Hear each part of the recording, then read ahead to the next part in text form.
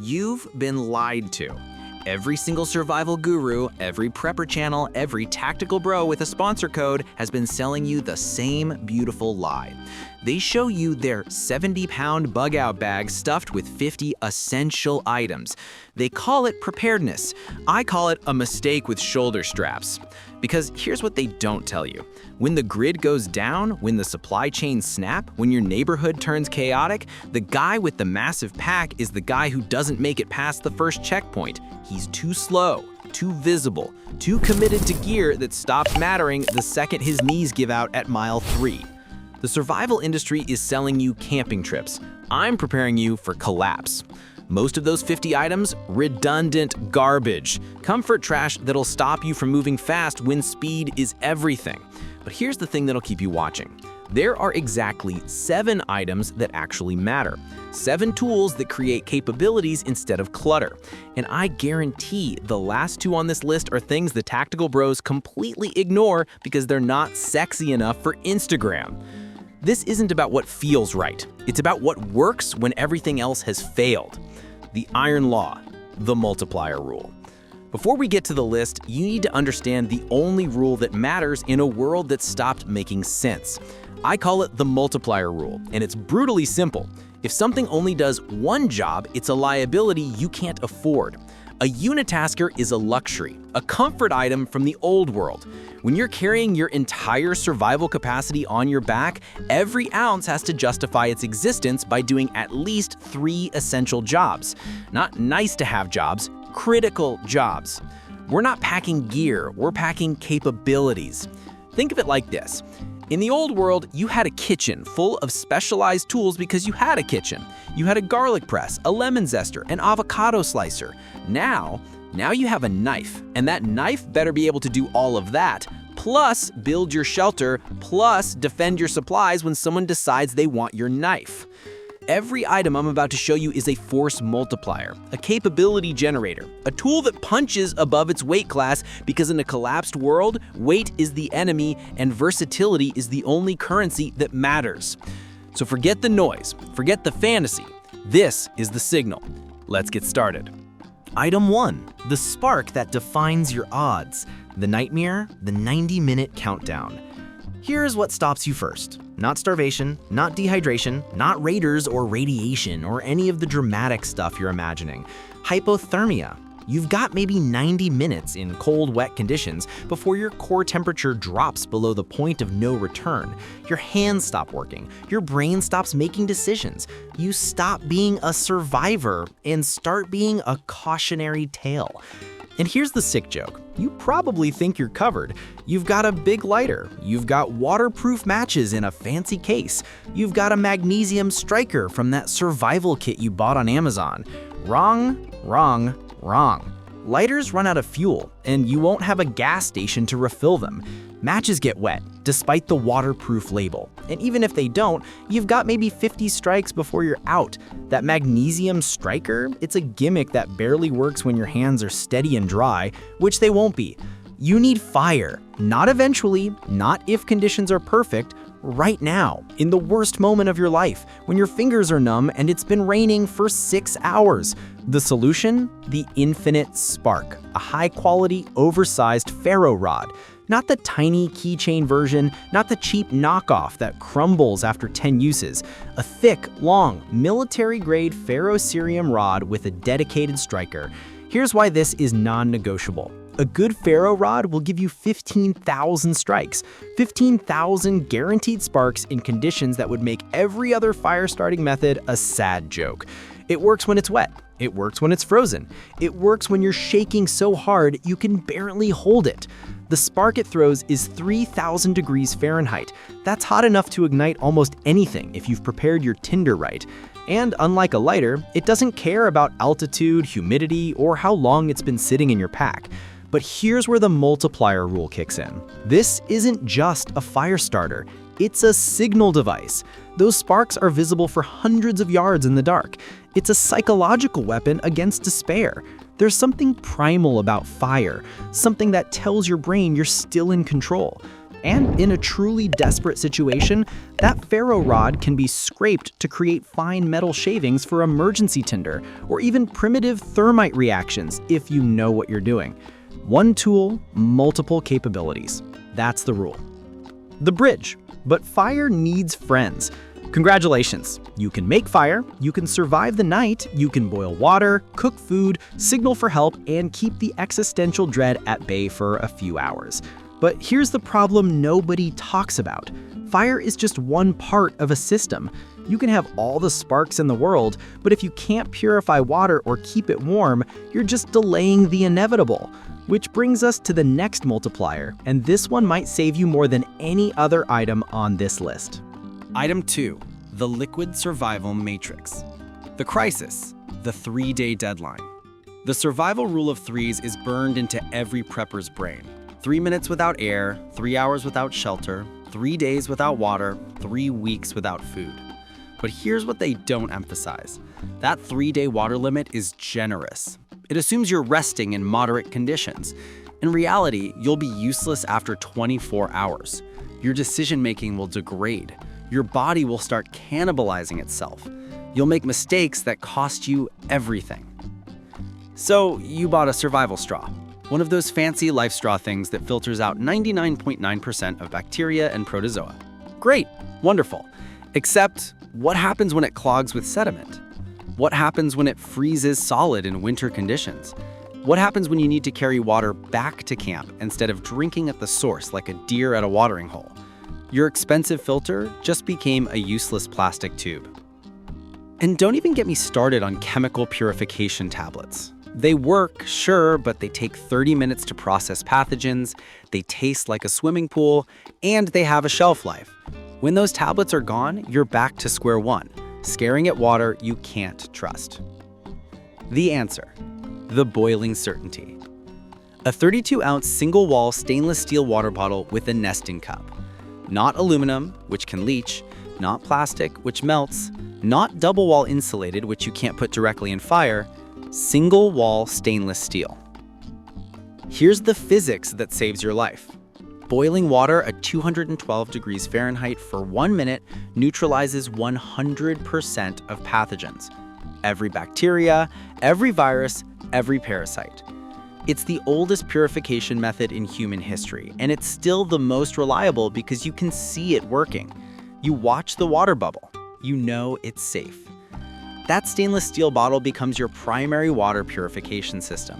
You can nestle it directly into hot coals. You can hang it over an open flame. You can fill it with sketchy pond water, boil it, and drink with absolute confidence. But wait, here's where it becomes a multiplier. It's your water carrier. Obvious, but critical. You can transport 32 ounces from source to camp. It's your cooking pot. That nesting cup, you can boil rice, make soup, heat up scavenged canned goods. You've got a mobile kitchen. It's your hot water bottle. Fill it with boiled water before bed, wrap it in a shirt, stuff it in your sleeping setup. You've just added hours of warmth to your core temperature management. It's even a defensive tool in a pinch. A 32-ounce steel bottle filled with water weighs about 2 pounds and has enough mass to be effective if you need it. 1 item, 5 functions. That's how you survive. The warning, but water alone won't save you. You've got fire, you've got water. You're ahead of 90% of people who thought they could just figure it out when things got bad. But here's the brutal truth. You can have perfect hydration and still be in serious trouble within 6 hours. Because water isn't your enemy. The environment is. Rain, wind, sun, cold, they're all trying to stop you constantly. And your soft civilian body is failing at the job of regulating temperature. You need shelter, and you need it to be adaptable, because the conditions that threaten you today aren't the same conditions that'll threaten you tomorrow. Which brings us to the most underrated, most versatile piece of survival gear that nobody gives enough credit to. Item 3, the infinite architecture. The trap, the one-trick tent. Everyone packs a tent. It makes sense, right? It's shelter in a bag, 4 walls, a roof, a floor, protection from the elements. Except a tent is a 4-pound liability that only does one thing. It's a tent. That's it. You can't adapt it, you can't camouflage it, you can't use it for anything except being a tent. And worse, it's a giant "I have gear worth taking" advertisement visible from 200 yards away. When things go wrong, visibility is vulnerability. A bright orange REI tent might as well have a neon sign saying, "Come check out what I have." Plus, tents break. Zippers fail, poles snap, fabric tears, and when your single-purpose shelter fails, you're back to sleeping on the ground. Except now you're also carrying 4 pounds of trash. You need shelter that adapts, shelter that hides, shelter that does 10 jobs instead of 1. The canvas of survival. An 8x10 or 10x10 heavy-duty tarp in a dull, natural color, olive drab, coyote brown, forest green, something that doesn't scream, "Here I am." This is the single most versatile piece of survival gear you can own, and it weighs a fraction of a tent. Here's what a tarp is. It's anything you need it to be. It's an A-frame shelter, 2 trees, some cordage, and you've got a waterproof roof over your head in 3 minutes. It's a lean-to, one side staked down, one side propped up, wind and rain protection with a massive opening for your fire to keep you warm. It's a poncho. Cut a hole in the middle, drape it over yourself, and suddenly you're mobile in a downpour while keeping your core dry. It's a water collector. Angle it right, stake down the corners, let the rain pool in the middle, and you've got gallons of drinking water after a storm. It's a ground cover. Wet ground will suck the heat out of your body faster than cold air. That tarp under you is insulation. It's a camouflage hide. Drape it over yourself and some vegetation, and you're invisible. A tent can't do that. It's an improvised stretcher if someone gets hurt. It's a signal panel if you need rescue. It's a shade structure in the desert. It's a vapor barrier in the cold. Here's the science. Waterproof materials create microclimates. By controlling airflow and blocking wind, you can increase the effective temperature inside your shelter by 10 to 20 degrees compared to outside. That's the difference between sleeping and suffering. One tarp, dozens of configurations, infinite adaptability. The next threat. But you need to build it. You've got shelter capability now, you've got the canvas, but a tarp without something to cut, shape, and manipulate the environment is just a fancy blanket. You need to process wood for stakes, you need to cut cordage attachment points, you need to defend yourself when someone decides your tarp is now their tarp. Which brings us to the one true tool, the only blade that matters and the most argued about item in survival circles. Item 4. The singular edge. The endless debate. Splitting the wrong hairs. The survival community has been arguing about this for decades. Hatchet versus machete, folding knife versus fixed blade, multi-tool versus dedicated blade, and they're all wrong. A hatchet is too heavy and too specialized. It's great for chopping wood and terrible for everything else. You're carrying 3 pounds of single-purpose tool. A machete is too long, too awkward, and too fragile at the tip. It's a jungle tool for jungle problems, and unless you live in the Amazon, it's a liability. A multi-tool is cute. It's the Swiss Army knife's tactical cousin. But when you need to baton through a 4-inch branch to build your shelter frame, those tiny pliers and scissors aren't gonna cut it. Literally.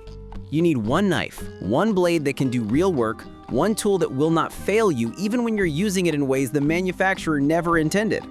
The unkillable blade. A 4 to 5-inch, full-tang, carbon steel fixed blade knife. Let me break down why every word in that description matters. Full-tang means the blade and the handle are one continuous piece of steel. The handle scales are just attached to the outside. This construction means the knife cannot break at the handle junction no matter how hard you abuse it.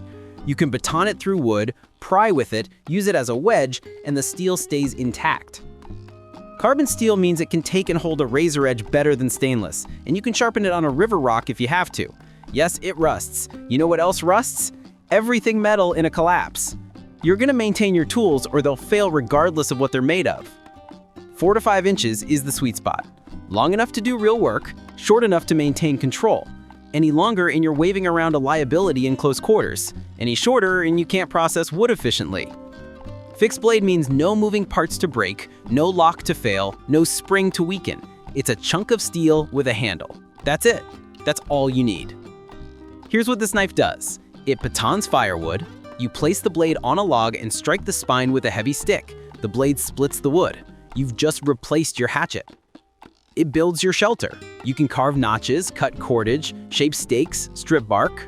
Every structure starts with a blade. It processes game. If you manage to trap or hunt food, this blade handles it from carcass to cook pot. It's your last-ditch defense tool.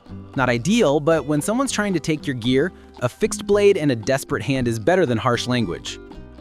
One knife, 4 functions. And unlike your multi-tool, this one will still be working decades from now. The hidden cost, but tools need support. You've got the blade. You can cut, carve, process, and defend.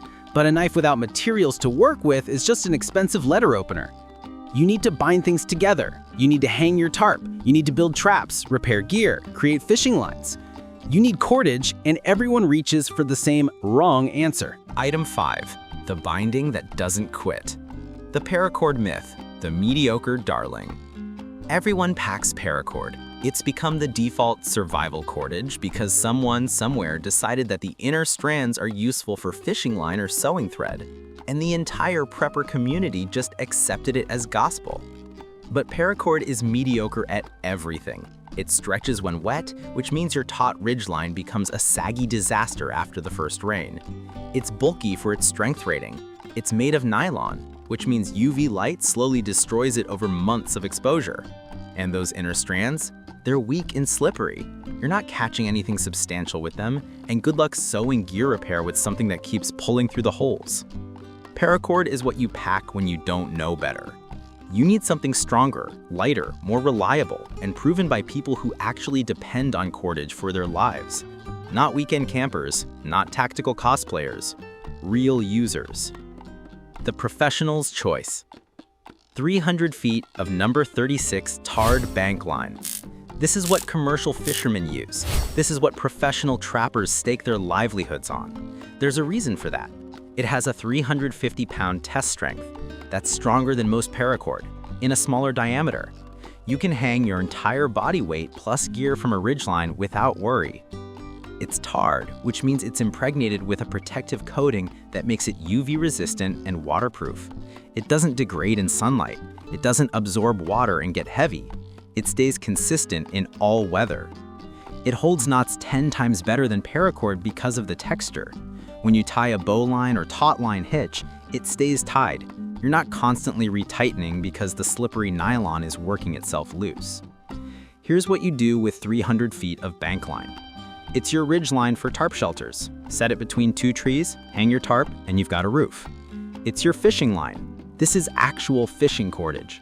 You can tie on a hook and you'll catch real fish. It's your trap line.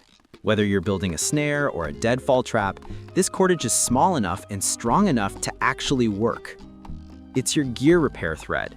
Got a tear in your pack? Weave this through. It's thin enough to work like heavy thread, but strong enough to hold under stress. It's even emergency shoelaces when yours snap, which they will, because nothing lasts forever. 1 spool, 6 functions, and it takes up less space in your pack than that bulky paracord you're about to bring. The quiet threat, but moisture is everywhere. You've got fire, water, shelter, tools, and binding. You're building the system. You're thinking in multipliers. But here's what threatens your system. Water. Not drinking water. Moisture, humidity, rain. The slow, invisible saturation that ruins gear, spoils food, and creates conditions where hypothermia can threaten you even in 60-degree weather. Every item you're carrying is vulnerable to moisture. Your tinder gets wet and won't light, your gear rusts, your extra clothes become soaked weights. And in wet clothes, your body loses heat 25 times faster than in dry conditions. You need waterproofing. You need protection. You need something that weighs nothing but solves a dozen problems. And this is the item that 90% of survivalists completely ignore because it's not tactical enough for the Instagram crowd. Item 6, the invisible multiplier, the silent destroyer, when water becomes the enemy. Here's a question that separates the fantasists from the survivors. What do you do when everything gets wet?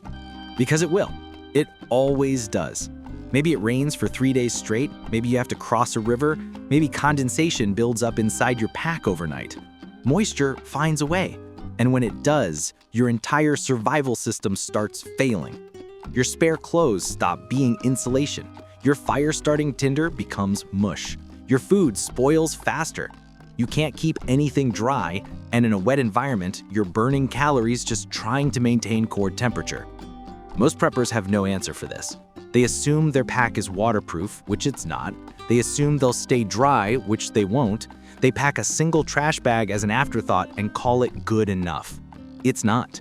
You need waterproofing that's adaptable, reusable, and capable of solving problems you haven't even thought of yet. And it needs to weigh basically nothing, because you've got 6 other items fighting for pack space. The contractor's secret. 5 or more 55-gallon heavy-duty contractor bags. This is the most underrated, most underappreciated, most versatile survival item on Earth, and I will defend this position forever. Here's what a contractor bag is.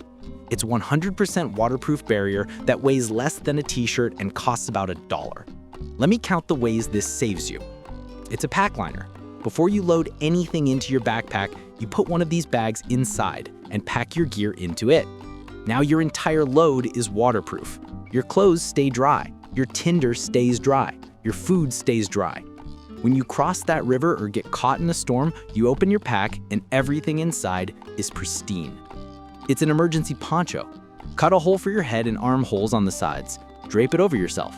You're now mobile in the rain while staying mostly dry. It's not pretty, but hypothermia doesn't care about fashion. It's a water container. These bags can hold 55 gallons of water. You're not carrying that much, but you can easily fill one with 5 or 10 gallons from a stream and haul it back to camp. That's drinking water, cooking water, and cleaning water for days. It's a solar still component. Dig a hole, line it with a contractor bag, add vegetation, cover with another bag, and let the sun evaporate moisture that condenses and drips into your collection container. You've just created water from plants. It's an improvised mattress. Fill it with leaves, grass, or pine needles, tie it off. You've got a cushion that insulates you from the cold ground and makes sleeping less miserable. It's a signal device. Black or bright orange contractor bags are visible from the air. Lay one flat on the ground or hang it from a tree, and search and rescue has a much better chance of spotting you. It's a gear sled. Load your equipment onto a bag in the snow, tie cordage to it, and drag it behind you. You've just increased your carrying capacity without increasing back strain. For the weight of a single t-shirt, you get 7 life-saving capabilities. That's the multiplier rule in action. The fragile truth, but everything breaks. You've got the system now. Fire, water, shelter, blade, cordage, waterproofing. You're ahead of 99% of people who think survival is about stockpiling food and ammo. But here's the dirty secret nobody wants to talk about. Everything breaks. Your gear fails. Your tarp tears. Your bottle develops a leak. Your boot sole splits. Your clothes rip. And when that happens in a collapsed world, you can't just order a replacement from Amazon or drive to REI. That damaged gear either gets fixed or it becomes trash. You need a repair system. One item that can patch, seal, bind, and hold together everything else you're carrying. Item 7, the everything fixer, the breakdown inevitability. Here's a truth that survival fantasists refuse to accept. Gear doesn't last forever. That tarp you're counting on, it's going to develop a tear. That steel bottle, the threads will wear. Your boots, the soles will separate. Your clothes will rip. Your pack straps will fray. When this happens, you have 3 options. Abandon the gear and lose capability, try to repair it with improvised materials that don't really work, or fix it properly with one item that handles almost every field repair you can imagine. Most people don't pack this item because it's not sexy. It doesn't have a MOLLE attachment. You can't put a brand logo on it and charge $300. But ask any military veteran, any long-distance hiker, any person who's actually survived hard conditions with the most useful item in their kit was. They'll tell you the same thing. The Silver Savior. One roll of high-quality Gorilla brand duct tape wrapped flat. Not the full roll, that's bulky and heavy. You wrap 20 to 30 feet of it around an old gift card, a piece of cardboard, or a spent lighter. Flat storage, massive utility. Here's why this is essential. It's your first aid kit. You can make butterfly bandages to close a wound. You can seal a puncture temporarily if you're bleeding. You can immobilize a sprained joint. You can blister-proof hot spots on your feet before they become debilitating sores. It's not sterile, but when you're alone and injured, duct tape can literally hold you together. It's your gear repair system. That tear in your tarp, patch it with duct tape on both sides and it's waterproof again. That crack in your pack, seal it. That split boot sole, wrap it and keep walking. You can repair almost any non-structural failure with duct tape if you're clever. It's your fire-starting backup. Duct tape is petroleum-based and extremely flammable. Roll a small piece into a ball, fluff it up, hit it with a ferro rod spark, and you've got a fire starter that burns for several minutes, long enough to ignite damp kindling. It's your cordage backup. You can twist duct tape into surprisingly strong makeshift rope. It's not as good as bank line, but when you need an extra length to secure something, it works. It's your emergency shelter repair. Pole broke on your tarp setup? Duct tape can splint a broken stick or create a friction junction to hold a replacement pole in place. One item, 6 functions, and it weighs about 4 ounces in a flat, packable form. Here's the science. Duct tape is a pressure-sensitive adhesive with a polyethylene-coated cloth backing. That means it bonds through contact pressure, stays flexible in cold weather, and maintains adhesion in wet conditions. It's engineered to stick to irregular surfaces and hold under stress. The ending, what really matters. And there it is, the 7 items. Fire, water, shelter, blade, cordage, waterproofing, repair. But here's what most people miss. The gear is just the starting point. What matters is knowing how to chain these tools together, how to see a contractor bag and duct tape and bank line and realize you can build a dozen solutions from 3 items. The real survival tool is your brain. The items are just what your brain uses to solve problems. So practice. Actually use these tools before you need them. Build fires, set up tarps, repair gear. Train your thinking to see multipliers everywhere. Because when it matters, you won't have time to figure it out. You'll have what you know and what you practiced. That's survival. The brain using the tools. Stay sharp, stay ready.